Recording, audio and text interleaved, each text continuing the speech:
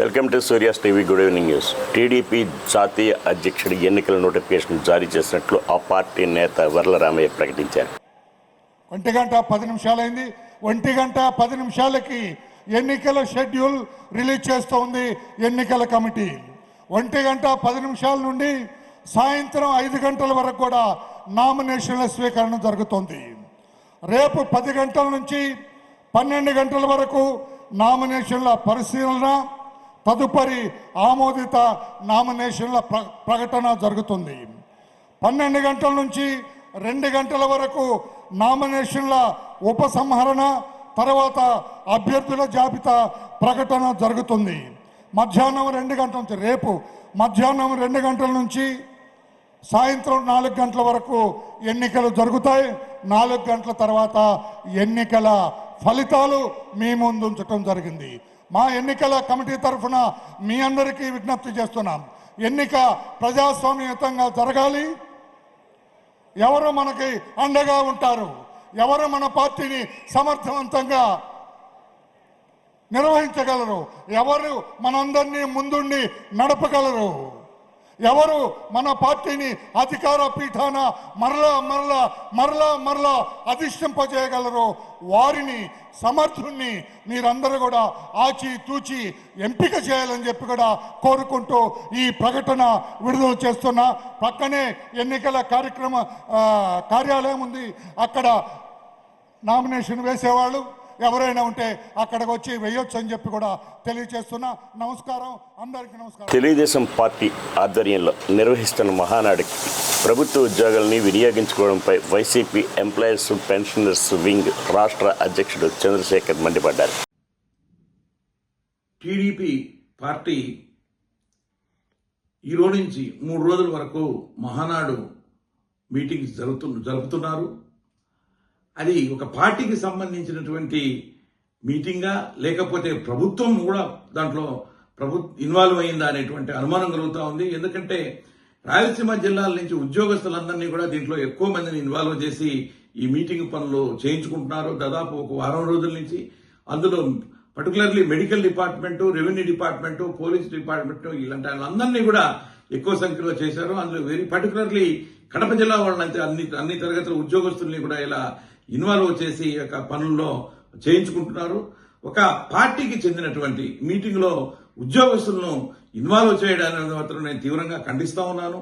నిన్నటికి నేను చూస్తూ ఉంటే అక్కడ కడప జిల్లాకు చెందినటువంటి 2 విఆర్ఓలు సభా ప్రాంగణానికి పోతూ ఉంటే అక్కడ కటౌట్లు కూలి వాళ్ళ మీద పడి వాళ్ళు తీవ్ర గాయాల పాలు కావడం జరిగింది. వాళ్ళని మరి హుటాహుటిన హాస్పిటల్ కూడా తరలించడం జరిగింది.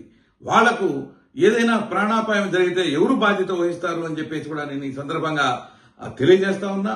ఇలాగా పార్టీలకు సంబంధించినటువంటి మీటింగులలో మరి ప్రభుత్వ ఉద్యోగస్తుల్ని, ప్రభుత్వ యంత్రాంగాన్ని మరి దానిలో ఇన్వాల్వ్ చేయడం అనేది పద్ధతి కాదు అని చెప్పేసి కూడా నేను ఈ సందర్భంగా.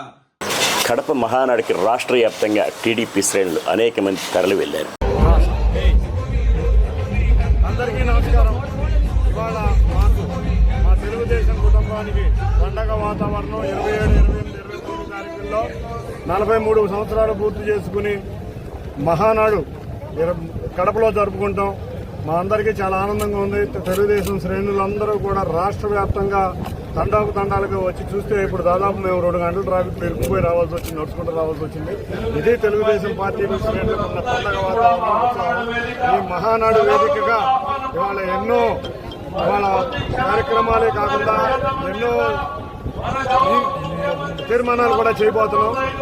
మళ్ళీ గౌరవ అధ్యక్షుడి కింద, నేషనల్ అధ్యక్షుడి కింద గౌరవ ముఖ్యమంత్రి నారా చంద్రబాబు నాయుడు గారిని, అంతేకాకుండా మా యువ నాయకుడు నారా లోకేష్ గారికి అత్యున్నత పదవి ఇవ్వాలని అందరి నాయకులు, కార్యకర్తల కోరిక.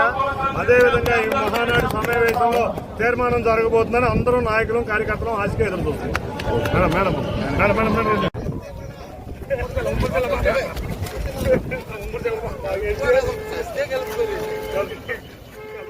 సింగినర్ డంపింగ్ యార్డ్ తొలగించినప్పటికీ మళ్లీ అదే ప్రాంతంలోని చెత్త నిల్వ చేస్తున్నారని సిపిఐ నాయకుడు భాస్కర్ రావు విమర్శించారు. మీరు అక్కడ డంపింగ్ యార్డు నిల్వలు పేర్చుకోకుండా ఎప్పటికప్పుడు తరలించాలని చెప్పేసి సిపిఐ పార్టీగా చెబుతున్నాము. లేని మళ్ళా మరో పోరాటం తప్పదని చెప్పేసి హెచ్చరిస్తున్నాము.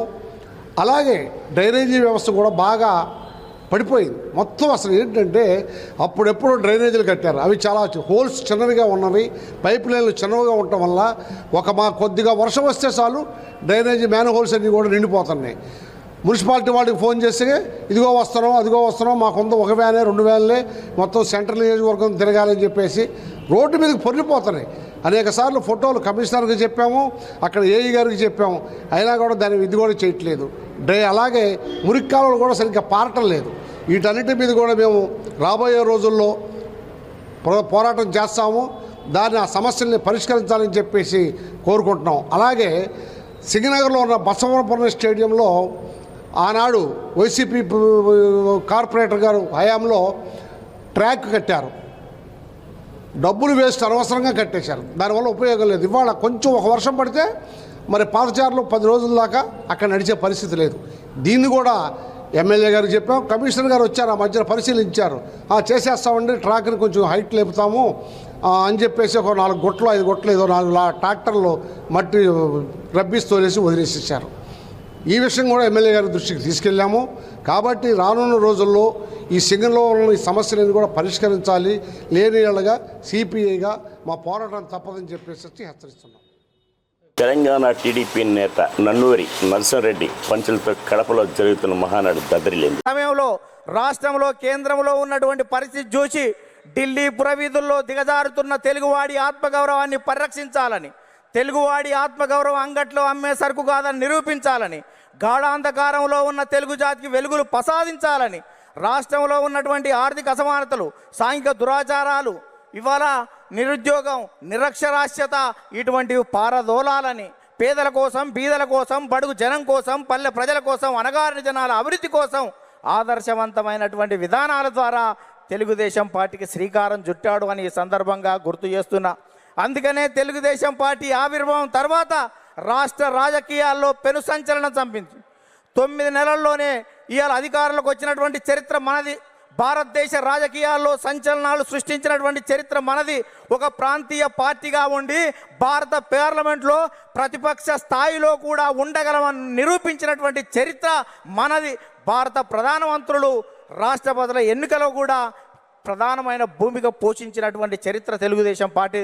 అందుకనే తెలుగుదేశం పార్టీ ఆవిర్భావం తర్వాత గ్రామాలకు మౌలిక సౌకర్యాలు అందాయి, ప్రజలకు సంక్షేమ ఫలాలు అందాయి, ప్రజలకు రాజకీయ చైతన్యం వచ్చింది, బలహీన వర్గాలకు రాజకీయ జీవితం వచ్చింది అని ఈ సందర్భంగా గుర్తు చేస్తున్నా.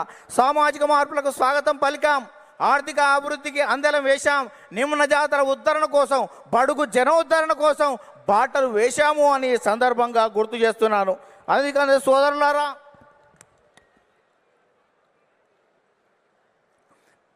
బడుగు జనోద్ధరణ కోసం బాటలు వేశాం.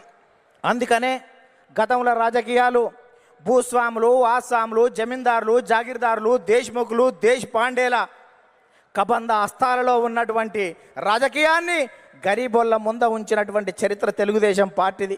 కమ్మరి, కుమ్మరి, జాగలి, మంగలి, ఎరకలి, మాల, మాదిగ, వడ్డెర, బలిజ, లంబాడ, కోయ, ముదిరాజ, పెరిక, మేరు, కాపు, వైశ్య, యాదవ నేత, గీత, కార్మిక, కర్షక, బడుగు బలహీన వర్గాల బిడ్డల చేతులకు రాష్ట్రంలో పోలీసులు కూటమి ప్రభుత్వానికి తొత్తులుగా పనిచేస్తున్నారని మాజీ ఎమ్మెల్యే మల్లారి విష్ణు ఆరోపించారు.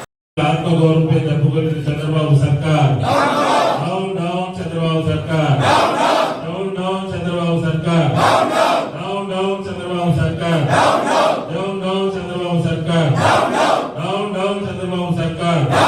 దళితులు, మైనార్టీలపై లాఠీ చార్జిని ఖండించండి, దళితులు మైనార్టీలపై లాఠీ చార్జిని ఖండించండి, దళితులు మైనార్టీలపై లాఠీ చార్జిని ఖండించండి, దళితులు మైనార్టీలపై లాఠీ చార్జిని ఖండించండి, దళితులు మైనార్టీలపై తమిళనాడులో జరిగినటువంటి లాఠీ చార్జిని ఖండించండి, దళితులు మైనార్టీలపై జరిగినటువంటి లాఠీ చార్జిని. డౌన్ డౌన్ తెలుగుదేశం సర్కార్, down down Chandrababu, down down Chandrababu, down down Chandrababu. ఈ వార్తలు ఇంతటితో సమాప్తం.